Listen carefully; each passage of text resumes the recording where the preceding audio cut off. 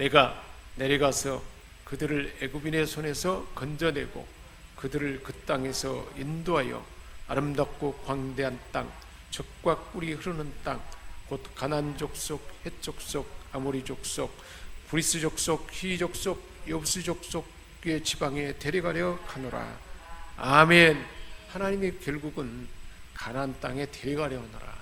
결국은 하나님 우리를 인도하는 것은 가나안 땅입니다. 오늘날 가나안 땅은 하나님의 아들 주 예수 그리스도 안에 이름 안에 있는 하늘의 모든 충만함과 풍성함입니다.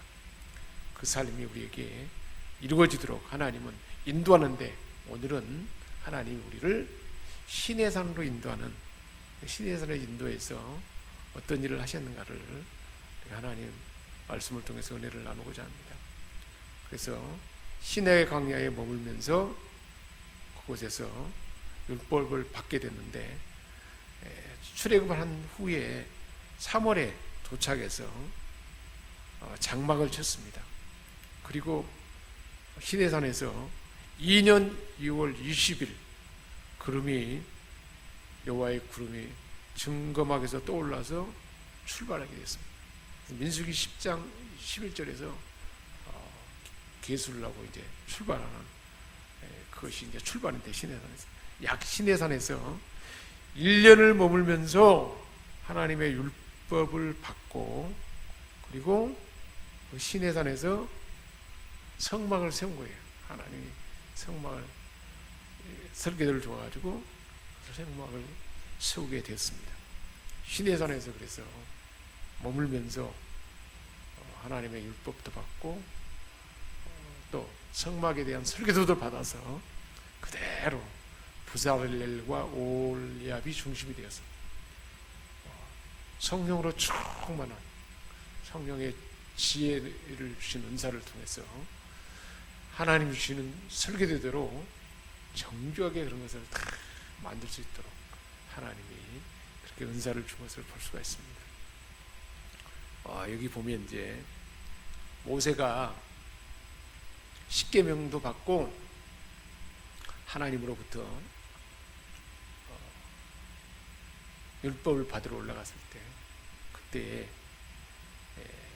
모세가 올라간 지 40일 동안 올라가서 안 보이니까, 한참을 안 보이니까 사람들이 우리를 인도하던 모세가 없어졌다. 그러니까 우리가 우리를 인도할 신을 만들자. 금붙이를 다 가져오라 그래가지고 그것으로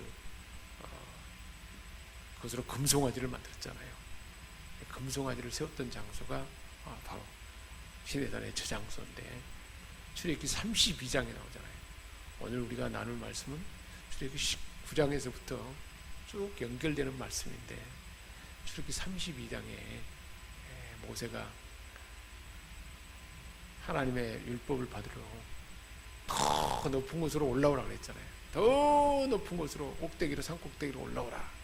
구름이 가리고 안 보이게 되고 40일 밤낮 굶주린 가운데 하나님께서 거기서 율법을 주셨는데, 저는 이런 그 마음을 하나님 주시더라고요. 창세기를 어떻게 기록했는가? 창세기, 모세가 창세기도 기록했잖아요. 창조세기를 어떻게 모세가 알 거예요? 구전에서 뭐 조금 전하는 이야기도 있었다 하겠지만, 결국은 하나님께서 모세에게 창조 때 그런 내용까지도 40일 동안에 다 하나님이 주셔서 그렇게 창세기를 완벽하게 기록할 수 있었지 않나 하는 그 마음이 들었습니다. 이처럼 하나님과 단둘이 그렇게 홀로 떨어져 있는 시간이 얼마나 유익한지 몰라요. 하나님과 둘이만 만나는 것. 사랑하는 여러분, 우리 인생의 삶 가운데 그런 시간이 저는 필요하다고 여깁니다. 그래서 홀로 따로 떨어져서 그런 과정이 보통 3박 4일 과정이 있고, 또 7박 8일 과정, 이런 것들이 있고, 제가 전에 갔던 과정은 30일 과정인데, 이런 식으로 그런 시간이 필요한 것 같아요. 우리 인생에 가끔 그렇게 하나님과 단둘이만 만나는 시간을 그렇게 가져보는 것이 얼마나 좋겠어요. 모세는 40일 동안을 하나님과 단둘이 아무도 끼지 않아요. 하나님과만 만나는 시간을 갖게 됐습니다. 그 삶을 경험해 보려면 제가 그 쓴 책에 침묵으로 주님과 함께에 그렇게 소개를 해놨어요. 그 말씀을 묵상하면서 그렇게 하루하루를 그렇게 딱 지낼 수 있을 것입니다. 모세는 이제 그런 경험을 하게 된 거죠. 그래서 여호와께서 시내산에서 모세를 불러요. 출애굽기 19장 20절에 그래가지고 내가 내 백성들과 언약을 맺겠다 하고 모세를 불러서 이렇게 언약을 하려고 하는데 백성들에게 알려줘서 그렇게 하겠냐고 물어봐라 하는 사실을 이야기해 줍니다. 그러자 이스라엘 백성들이 우리가 그대로 하겠습니다. 그래서 언약식을 출애굽기 24장의 언약식을 갖게 되잖아요. 그래서 결국은 이제 그 언약을 맺고 하나님이 신이 그 언약의 말씀 가운데 가장 핵심이 되는 십계명의 말씀을 하나님께서 처음에는 돌판에다 직접 하나님이 돌판도 친히 만들고 하나님이 친히 거기다 기록해 주셨어요. 두 번째는 이제 금송아리 사건 때문에 그걸 깨뜨려 불고 다시 올라갈 때는 모세가 돌판을 준비해 가지고 기록은 하나님이 기록해 주시잖아요. 그래서 그것을 증거판 둘을 그게 바로 이제 십계명 말씀이잖아요. 언약궤 안에다 늘 간직해 왔던 십계명 말씀. 돌판 2개 그것을 받는 그 장면이 출애굽기 31장 18절에 나타나 있습니다. 그리고는 하나님께서 하나님이 거하실 성막을 만드실 것을 말씀했어요. 성막을 설계도를 주셔서 그 설계도대로 성막 설계도를 주는 내용이 출애굽기 7장부터 쭉 계속해서 나와요. 26장부터도. 그리고 더 상세한 것은 이제 그 설계도대로 또 짓는 과정을 33장부터 또 쭉 이렇게 기록해 놓고 있습니다. 그리고 나서 실제로 모세가 두 돌판을 받아가지고 내려올 때 어땠다 그랬습니까? 모세의 얼굴에 광채가 나서 수건을 쓰고 백성들에게 말할 정도였어요. 40일 동안 하나님과 직접 만나고 보니까 하나님의 은혜의 빛이, 하나님의 영광의 빛이 모세에게 확 안에 흘러 들어온 거죠. 우리가 하나님과 더 가까이 만나면 어떻게 될까요? 가까이 만나면 우리 각 사람 안에 은혜의 빛이 얼굴에서 빛나는 거예요. 우리 김아자 성도님이 제일 자주 하나님 만나니까 하나님이 은혜의 빛을 많이 주시겠네요. 응? 가장 교회에 많이 자주 하나님 만나잖아요. 와서 응? 얼마나 그게 복이잖아요. 엄청난 복인 거예요. 근데 모세는 아예 그냥 가지 않아 버렸어요. 굶고 사실 밤낮으로 하나님과 그렇게 꼭 산꼭대기에서 그렇게 있었다. 그런데도 견딜 수 있는 힘을 하나님 주셨겠죠. 그래서 얼마나 은혜가 하나님 은혜에 비쳤든지 수건을 쓰지 않으면 안 되더라고. 그렇게 되고 거예요. 사개오를 만나는 예수님이 쳐다볼 때 은혜의 빛이 마주쳤잖아요. 제사장의 대제사장의 축복문에 보면 여호와는 우리에게 복을 주시고 여호와는 우리에게 은혜 베푸시려고 하며 우리에게 그 은혜를 주셔서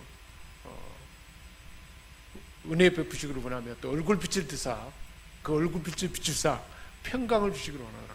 평강. 하나님은 이처럼 하나님과 만날 때 은혜의 빛을 우리에게 비춰주는 거예요. 그럴 때 우리 안에 얼굴이 아름다워지고, 그리고 광채가, 하나님의 은혜의 광채가 난다는 거예요. 그러니까 그것을 뭐라 그러냐면 성령의 화장이라고 그래요. 우리가 맨 얼굴에는 얼굴이 좀 이렇게 막 흠도 나고 그러잖아요. 화장으로 착 해놓으면 화사하잖아요. 성령님의 화장, 은혜의 빛으로 화장을 해주면 어떻게 될까요? 엄청 아름다워져. 백발이 돼도 그 안에 참 아름다운 모습이 나타나는 거죠. 모세에게 이 은혜가 나타난 것입니다. 캐서린 호텔에서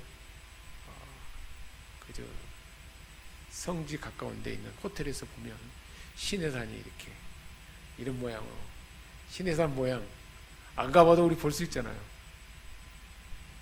시내산 정상의 모습이 이렇게 이런 모습의 산이 시내산이에요. 그리고 모세가 가나안 땅에 못 들어갔잖아요. 느보산에 올라가가지고 가나안을 바라보면서 그리고 죽었잖아요. 거기서 느보산에서 건너편에 보면 가나안을 바라보면 사해가 있고 유대 평야가 있고 여리고가 있고 이 모습이 이렇게 느보산에서 보인다는 거예요. 오늘 우리가 나눌 말씀은 출애굽기 19장에서 24장까지 하나님의 자기 계시잖아요.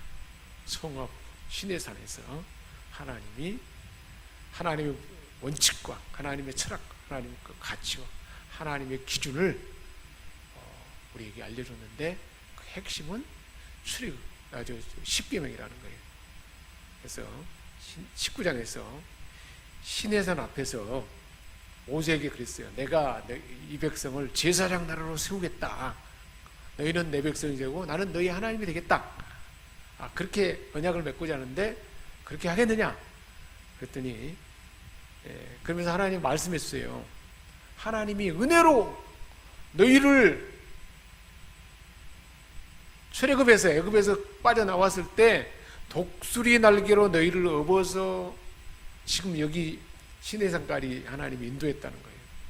하나님은 광야가 막 거칠고 힘든 곳이었잖아요. 물도 없고 또 먹을 것도 없고 그랬지만 그런 가운데 하나님은 어떻게 하셨다는 겁니까? 독수리가 새끼를 날개로 업어서 훈련해가지고 이끌어오는 것처럼 그곳까지 시내산까지 끌고 왔다는 거예요. 그러니까 우리가 지난주에라도 말씀을 나눴지만 수르광야에서 쓴물 때문에 고통을 하고 그리고 신광야에서 먹을 것이 없어가지고 하나님 앞에 원망했는데 만나를 주셨고 그리고 출애굽기 17장에서 르비딤에서 또 물이 없었잖아요. 반석이 샘물이 나게 하고 그리고는 아말렉들이 막 쫓아올 때 출애굽기 17장 뒷부분에 모세가 아론과 훌과 함께 기도하니까 그때 이기게 했잖아요. 하나님이 그 모든 과정이 하나님이 훈련해서 독수리 날개로 훈련해서 업어서 인도하는 과정이라고. 그리고는 이제 그 시내 광야에 왔을 때 18장에서 모세 혼자서 막 힘들어하니까 천부장, 백부장, 십부장을 세워가지고 하나님의 교회가 여러 사람이 함께 협력하여 드림 꿈의 팀을 이루도록 하나님이 그렇게 교회를 세웠다 하는 것들을 다 훈련 가운데 그렇게 인도해 주시다는 거예요. 조건은 뭐냐? 너희가 내 말을 잘 듣고 내 언약을 지키면 그렇게 하겠다. 그 언약이 뭔가요? 바로 십계명의 말씀이에요. 핵심이 십계명의 10가지 계명인데 나 외에 다른 신을 두지 말라, 우상을 만들어서거나 새끼나 섬기지 말라, 하나님의 이름을 망령되이 일으키지 말라, 그리고 안식일을 거룩하게 지키라, 부모를 공경하라, 살인하지 말라, 간음하지 말라, 거짓 증거도 하지 마라, 이웃것을 탐내지 말라. 이 모든 십계명 그 전반부의 하나님을 향한 계명은 하나님을 사랑하고 몸과 마음과 힘과 뜻을 다하여 주의 너의 하나님을 사랑하고 사랑이라고 그런 거예요. 그리고 그 부모 공경부터 사계명부터 마지막 계명까지는 사람을 사랑하라는 거예요. 사람을 존대하는 그 계명이에요. 이런 그 핵심되는 계명은 하나님 사랑, 즉 사랑인데 하나님 사랑, 이웃 사랑. 그래서 이 언약을 잘 지키면 그러면 너희는 내 백성이 되고 제사장의 나라가 되게 할 것이다. 온 세계를 구원받게 하는 제사장 나라로 삼겠다는 거예요. 그래서 구약 시대는 이스라엘이 인류 역사의 중심이었어요. 그런데 인류 역사를 쭉 진행한 걸 보면 가장 하나님을 잘 섬기는 민족이 역사를 주도하잖아요. 영국이 최고로 하나님을 잘 섬기는 시대에 영국이 세계를 주도했잖아요. 미국이 가장 선교사를 많이 보내고 하나님 중심으로 사니까 미국이 세대를 주도했는데 지금 이 시대 와서는 선교사를 가장 많이 보낸 나라가 어디냐? 미국이 많이 보내지만 인구 비례하면 우리 한국이 가장 많았다고 그랬잖아요. 그러니까 지금 이 시대가 코로나가 막 와갖고 막 전 세계가 꼼짝 못 오는데 가장 주도하는 나라가 있는 나라니까요. 우리 대한민국이잖아요. 앞으로는 이처럼 하나님을 가장 사랑하고 섬기는 나라가 어떤 나라냐? 하나님을 가장 사랑하고 섬기는 개인이 누구냐? 가정이 어느 가정이냐? 이게 바로 시대를 주도하는 그런 것이 된다는 것을 역사 가운데 볼 수가 있습니다.